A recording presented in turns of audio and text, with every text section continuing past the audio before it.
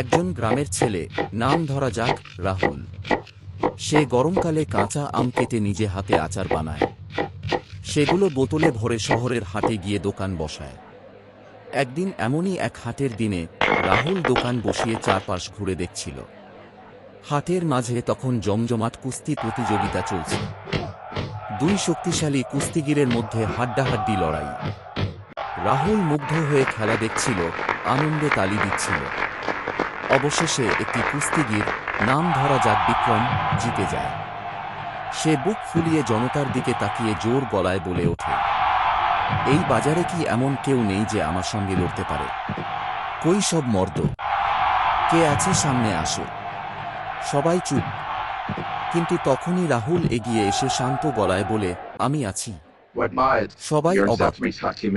এক গরিব আচার বিক্রেতা কুস্তিগীরকে চ্যালেঞ্জ করছে। তারপর শুরু হয় রাহুল আর বিক্রমের মধ্যে লড়াই। বিক্রম ছিল বিশাল শক্তিশালী, কিন্তু রাহুলের ছিল মাটি ঘেঁষা দেশি শক্তি আর অদম্য সাহস। অনেকক্ষণ লড়াই চলার পর হঠাৎ রাহুল বিক্রমকে কাঁধে তুলে সবার সামনে মাটিতে ছুঁড়ে ফেলে দেয়। জনতা চমকে ওঠে। এরপর হাটে শুরু হয় করতালির ঝড়। রাহুল জিতে যায়।